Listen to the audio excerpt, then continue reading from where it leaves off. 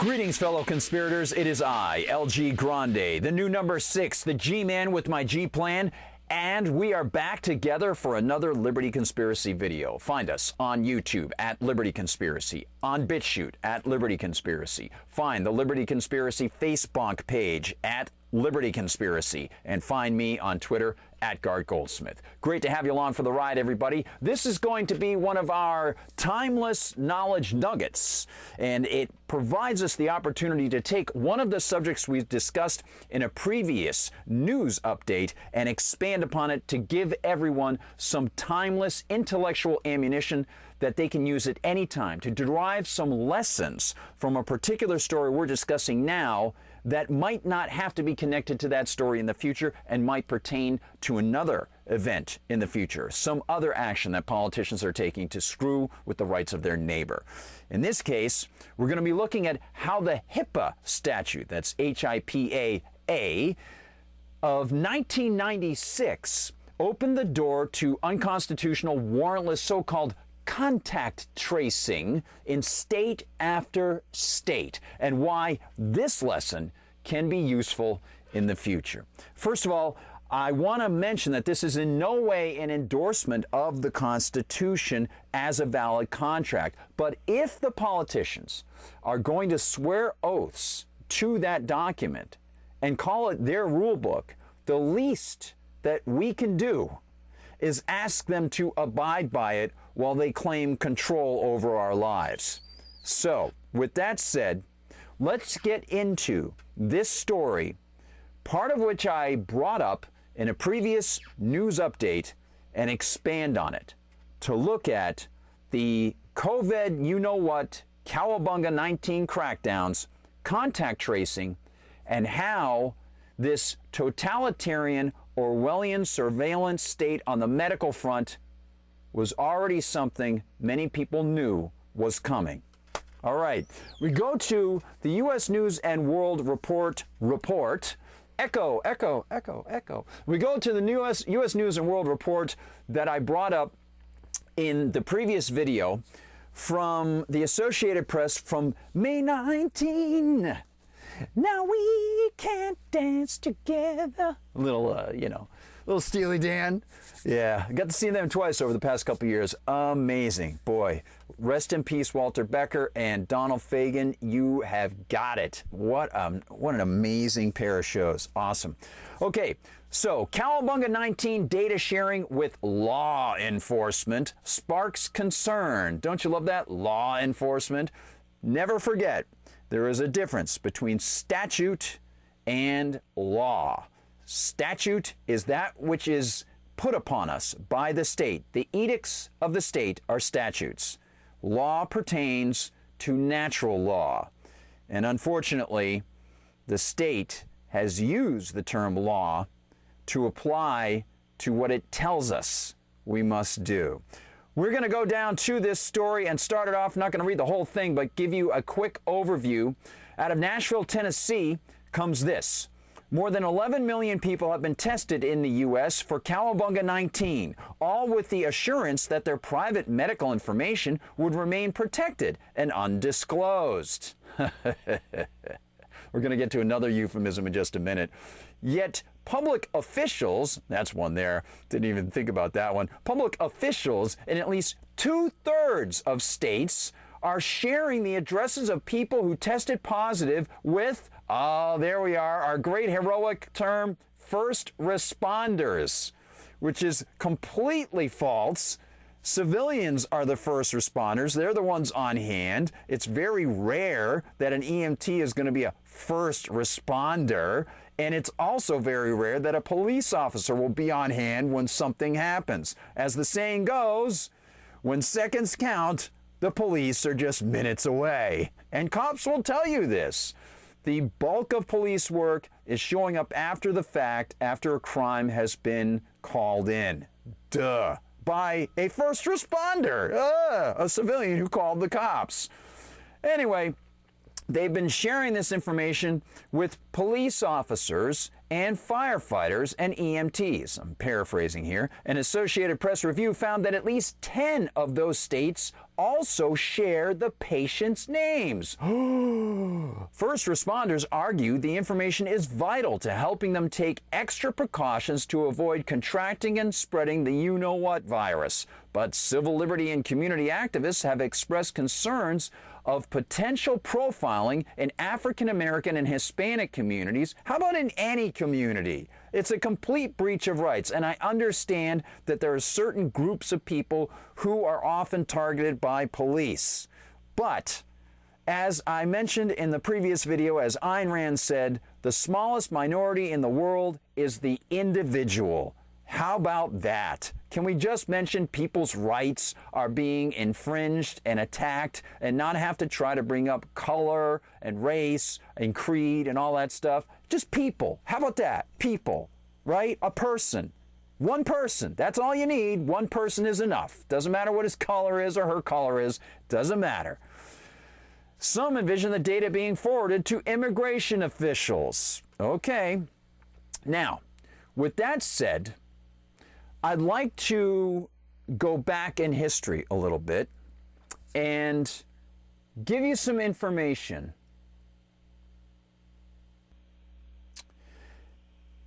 and an anecdote.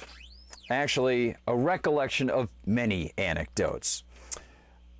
I remember back when George W. Bush was president that I would run into a lot of Democrats, and they were very upset, and rightly so, about that administration's surveillance of people's cell phone records. They were correct to bring this up, and they were correct to get angry about it. As you'll see, going back to the era of George W. Bush, that administration started to collect people's phone data. I want to go to the Electronic Frontier Foundation. EFF does great work. Excellent work by them. And we'll just show you some of the origins of this. Now, in the future, I'm going to go into a series of videos talking about the breach of the Fourth Amendment when the government spies on people to so-called collect surveillance data for national security reasons. And that's going to go probably way back to probably the First World War. I'll probably split it into multiple videos and put them out in different weeks and then tie them together later in one larger video, almost like a movie with different sections. But for this, we will, and I will specifically focus on FISA later and how that grew out of the bogus cover that they gave in the church hearings. And Ted Kennedy had that pocket ready and filled with the FISA law in 1978. But something I do want to bring up here is, this is all tied together, but I just want to bring up the hypocrisy of so-called civil rights concerned Democrats. Because as you'll see here, the EFF writes, the NSA's domestic spying program, known in official government documents as the President's Surveillance Program or the Program, was implemented by President George W. Bush shortly after the attacks on September 11, 2001. The government still considers the program officially classified, but a tremendous amount of information has been exposed by various whistleblowers, admitted to by government officials during congressional hearings and with public statements, and reported on in investigations by major newspapers across the country. So, just want to go down to this here. In the weeks after 9/11, President Bush authorized the National Security Agency, NSA, to conduct a range of surveillance activities inside the U.S., which had been barred by law and agency policy for decades. Gee, no wonder, because there is this thing called the Fourth Amendment, and that is supposed to be the supreme law of the United States. But anyway, whatever. When the NSA spying program was first exposed by the New York Times in 2005. I'm going to stop there. Now, it was exposed. Left-wing Democrats were not happy with this at all. There was what was called the Verizon cell phone scandal. And in addition to that, what ended up happening was, to circumvent that, the Congress said, oh, it's not going to happen anymore. What they did was they made a special exemption for the phone companies if they shared the data on the corporate side. So the government wasn't collecting this information anymore. The corporations would collect it and share it with the government. The federal government, Congress, gave them legal immunity from lawsuits by their clients, by their customers. That's how they ended up circumventing all this anger and frustration over what the Bush administration was doing. So they didn't change anything, really. They just got around the Fourth Amendment. And they said, oh, well, we're just getting the information from the corporations. I see. Now, where it's in the Constitution that they're even allowed to form corporation status for businesses, I don't know, but I've never seen it. But anyway, that is a bit of a precursor for you as we enter into this subject. Now, with that said, I want to turn to, oh, and by the way, this is not, as I mentioned, this is not the first of the surveillance. Okay, I mean, the Church Committee hearings in the 1970s, the Black Panthers and MLK being spied on, all sorts of things going all the way, as I mentioned, going all the way back to World War I. All of that stuff exists. The Clinton administration's Project Echelon, we'll talk about that. But I want to turn now to a post on, let's see, I think I'll go to a post on Facebook, communication on Facebook with a friend of mine.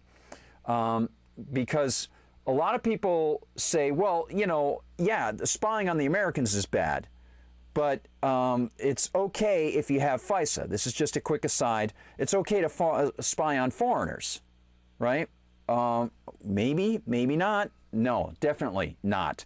So I was responding to a friend of mine, and he asked me, serious question. When you claim that something is unconstitutional, but the Supreme Court has found it to be constitutional, how do you reconcile? And I said, well, Rich, I make sure I'm aware of Supreme Court of the United States precedent, SCOTUS precedent, but I don't use it as any kind of guide for my own positions. For that, I go to the wording of the Constitution, the expressed intent of the founders, if it can be found in contemporaneous writing, like Madison's notes and the writing of the Federalists, although, by the way, Hamilton was completely lying through his teeth when he wrote a lot of that stuff and claimed that, oh, this won't happen under the Constitution. He knew certain things were going to happen under the Constitution, and he hoped that they would happen under the Constitution, and then he ended up doing exactly what he said would not happen when he joined the George Washington administration. And I look at the Anti-Federalists, who were absolutely right in their warnings. And I look at the Articles of Confederation, the various state constitutions, and the philosophical treatises upon which those were based. Usually, logical analysis of the Constitution and its philosophical reveals whether something is an enumerated power. So for example, if the Supreme Court were to rule that FISA was okay, the Foreign Intelligence Surveillance Act passed in 1978, thanks to Ted Kennedy and those blowhards back then, was okay because it is only intended to spy on foreigners. And of course, then they trap Americans in the ever-expanding web of call connections should a surveilled foreigner be on the other end, and then they expand that even wider from there. One can note that the Fourth Amendment description of how any U.S. government entity can search people through getting a warrant, a public document from a judge citing the people to be searched and the items sought on the judge's determination of probable cause, is not a process for only searches on Americans. It is the process for all searches.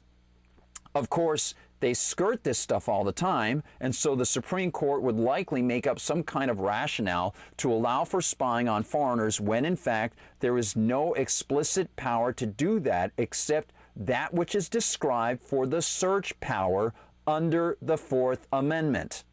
So, let's go to the videotape. No, let's go to the Fourth Amendment right now. Amendment 4. The right of the people to be secure in their persons, houses, papers, and effects against unreasonable searches and seizures shall not be violated, and no warrants shall issue, but upon probable cause supported by oath or affirmation. That is public. The FISA court is not public. It is unconstitutional, patently unconstitutional, and particularly describing the place to be searched and the persons or things to be seized. It's pretty straightforward. There is no possible way that anybody could argue that the FISA court is constitutional. That's a joke. I don't have time for that in my life. Absolutely ridiculous. However, we do have this. And this brings out, again, the hypocrisy. Now we're going from the Democrats being upset in the 2000s, especially around 2005, when the New York Times exposed the cell phone surveillance by the Bush administration, to a little bit later on, not just my conversations with people, as I knew the Obamacare statute was about to be passed. It started bubbling around 2009, 2010, we know. And then in 2013, they actually implemented what had been waiting in the wings for over a decade, the HIPAA Act. Okay, so we're going to head in that direction in just a minute. But first, I want to bring up another great example of the Democrats' hypocrisy on this. Because, yes, they were rightly upset about the Bush administration, but they didn't say anything when I talked about the Obama administration pushing to have your health records collected contrary to the Fourth Amendment and done without a warrant. It's very clear. They can't do that according to the Constitution. But of course, as Lysander Spooner said, the Constitution has not held them back. So now I will turn to Ron Wyden, asking James Clapper, national security expert, whether or not at that time the United States government under Obama in 2013 was surveilling and collecting data on millions of Americans without warrants, regardless of what the FISA Act does. And if the FISA court had granted it, it still would have been unconstitutional. And here is the exchange. It is now famous. Here we go. What I wanted to see is if you could give me a yes or no answer to the question, does the NSA collect any type of data at all on millions or hundreds of millions of Americans? No, sir. It does not. Not wittingly. There are massive perjury. 100% perjured himself. And the big deal here is that guy not only has been hired by, I believe it's CNN, and yeah, Clapper was hired by CNN, I believe, or no, was he hired by MSNBC? And Brennan was hired by CNN? I can't remember. But they've both been hired by these hardcore left-wing networks. Both of them, massive, massive criminality in their background. I mean, right there, manifest perjury in front of Senator Ron Wyden. And the thing about it was that Wyden knew at the time. The Intelligence Committee already knew some of this stuff. And they were waiting for this guy Clapper to say what he said. And you know the amazing thing? The Democrats didn't do anything about this guy. He was never prosecuted for it. And if you ask Democrats out in the populace today, whatever. Massive hypocrisy. If that had been a Bush administration official, they would have strung him up by his toes. The media would have been all over this guy. Instead, they hire the guy. They hire him. Just disgusting. Absolutely vile. This is the hypocrisy, and this goes to the heart of what I'm talking about as we look at massive surveillance of people's medical records that Democrats do not care. In fact, they're applauding this stuff. They are literally applauding this. And so we go to HIPAA. Now, what is HIPAA in history? Here is HIPAA history from the HIPAA Journal. And they love themselves, of course. When was HIPAA established? Our HIPAA history lessons starts on August 21st, 1996, when the Healthcare Insurance Portability and Accountability Act was signed into law. But why was the HIPAA Act created? Oh, yeah. This was otherwise known as the Kennedy-Kassebaum Act, okay, of 1996. Ted Kennedy, Nancy Kassebaum.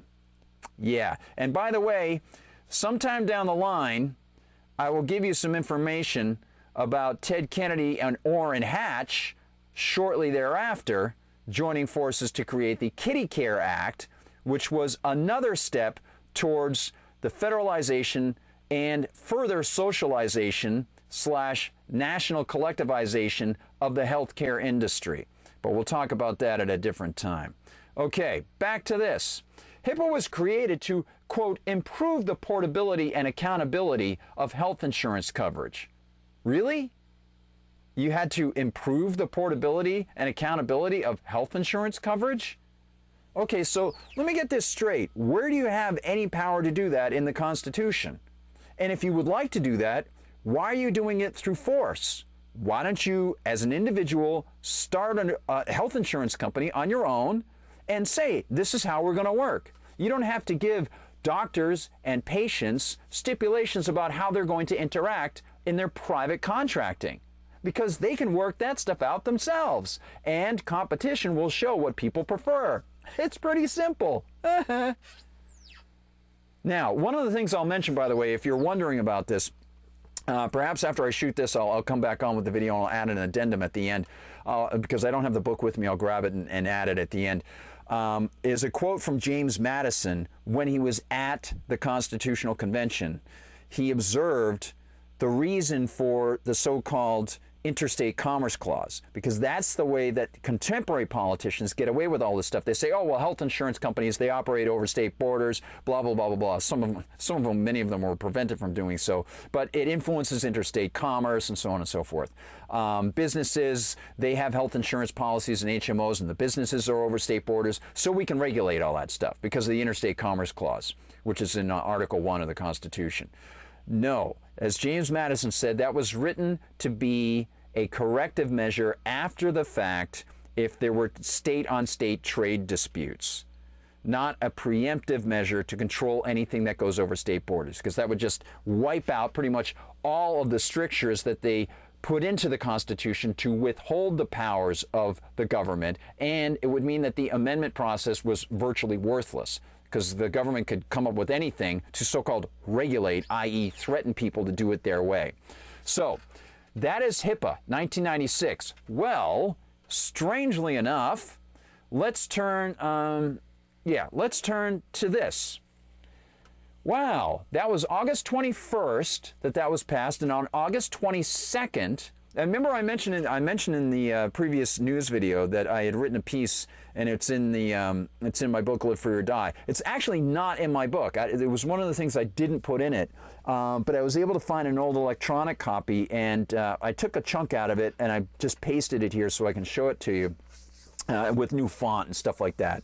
But anyway, as I mentioned, here it is, Senators Kennedy and Kassebaum. Nancy Kassebaum was a senator from Kansas, a GOP so-called Republican. And of course, Ted Kennedy was an amazing swimmer off the Chappaquiddick Bay and could really hold his liquor. Anyway, a quick overview of the actions of the federal government going back to the Washington administration compels one to ask the same question John Lydon of the Sex Pistols offered at the end of the band's first tour. Ever get the feeling you've been cheated? He was talking about the band because they had been cheated pretty badly. A lot of people took it the wrong way. Indeed, that question is perennial for any poor sop who accepts the myth of the so-called social contract and believes that that's somehow valid. Not only is the state not valid, the U.S. Constitution itself is not a valid contract. If it were, there would be no state, because real voluntary contracts create market agreements in society, while the state is imposed involuntarily, and there really is not any valid contractual agreement between the politicians running it and the subjects who must pay or go to jail. That's not a contract now, is it? And this is a message also for members of the Republican Party who operate under the mistaken belief that their vaunted GOP is respectful to the U.S. Constitution. Perhaps the GOP has been more connected to some of its strictures when the party members swear oaths to abide by it in D.C., but be it in unconstitutional military operations without the declarations of war, or in welfare handouts, or in land seizures, or in the creation of the EPA, Dick Nixon was aptly named, the GOP has used the Constitution as a trigger word to inspire feelings of patriotism among the R constituency, while treating the so-called rules like so much bog roll, as the Brits might say. Case in point, the just passed Kennedy-Kassebaum bill, which, under Republican cover for offering medical savings accounts that can be revoked at any time, just ushered in a new digital era of attacks on the Fourth Amendment via your doctor and your medical records. The move comes in supposed counter-response to the failed Clinton administration attempt to federalize the healthcare system. And of course, it's actually part of a slower, piecemeal process of doing the same thing, a process that will undoubtedly see the feds move into the field of, insuring kids, contrary to the Constitution, in the next few years. Well, lo and behold, I just want to go back here. Look what happened about a year later. There it is. That's the kitty care thing right there. And, and they even mentioned Nancy Kassebaum. There you go. They're all involved, baby. They're all involved. And thanks to the pseudo small government GOP senator from Kansas, Nancy Kassebaum, who teamed up with Ted Driver's Head Kennedy, Democrat of Massachusetts. I was pretty sarcastic in this. Of course. No, I'm never sarcastic. No. The path is laid for the federal government to not only infringe on your doctor's business contrary to the original meaning of the Interstate Commerce Clause, but also to collect your medical records without a warrant from a judge. Okay. So, that is a big deal.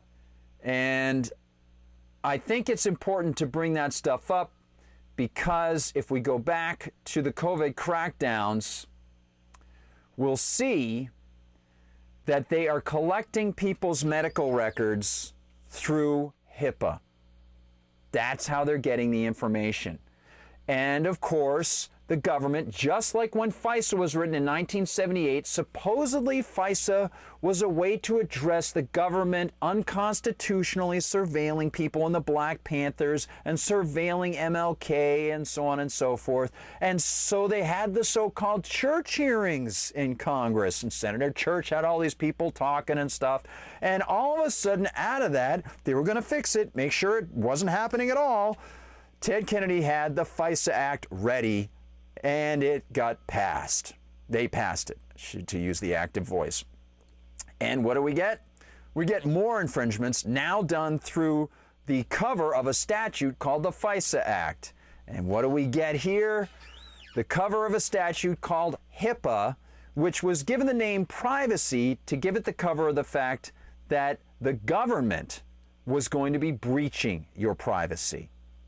When it comes to making sure, so the deal with HIPAA was that the government mandated that health providers and health insurance companies have to get your permission to share health insurance or health medical data with other providers, EMTs, things like that.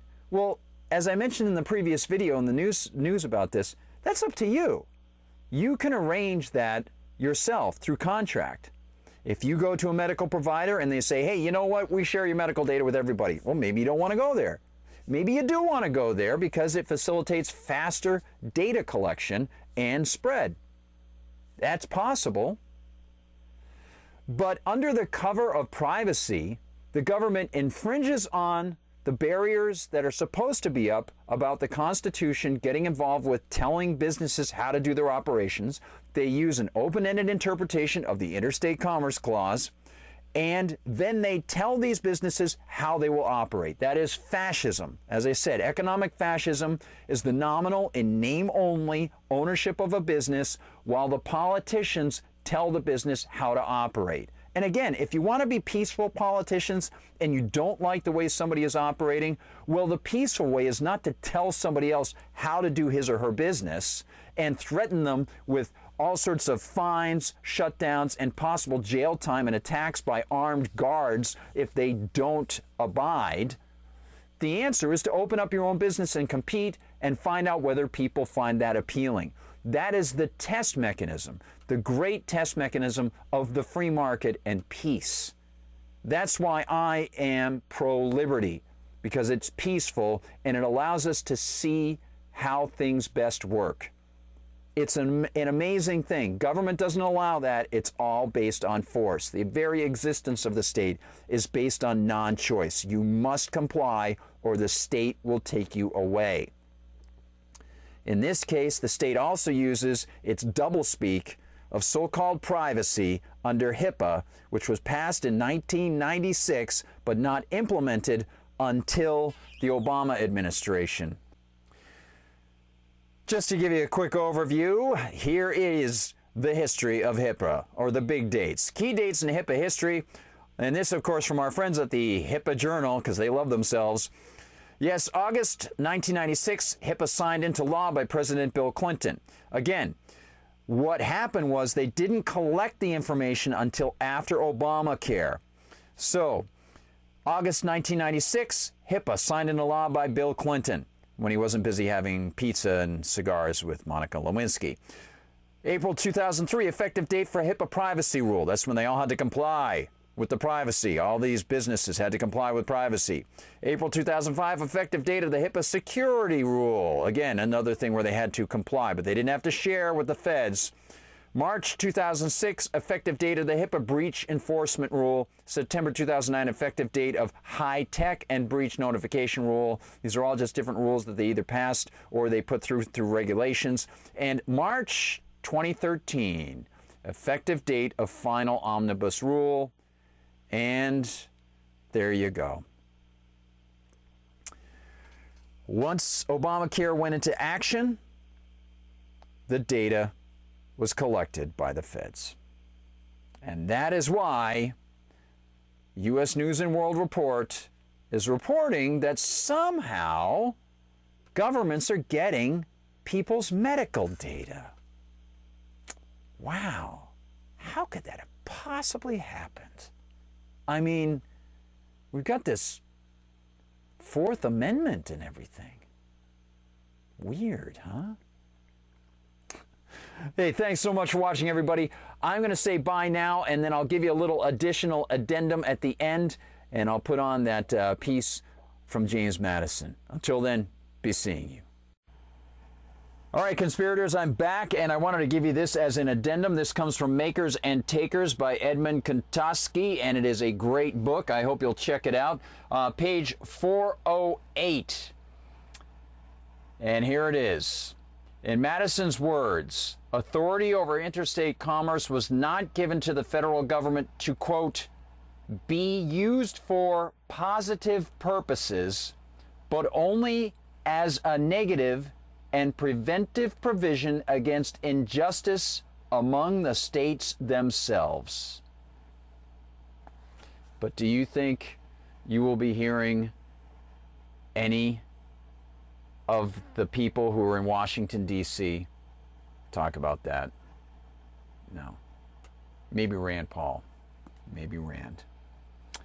Anyway, thanks so much, everybody. I hope you find this interesting, enlightening, perhaps, and worthwhile for the future. Again, a knowledge nugget that you can use in the future to remember HIPAA, the Fourth Amendment, the breach of the Fourth Amendment, and the original intent of the Interstate Commerce Clause, and the hypocrisy of many so-called civil libertarian left-wingers who were very outspoken, and rightfully so, about George Bush invading people's privacy, but have been mum, most of them, about the Obama administration and, you know what, the Cowabunga 19 surveillance.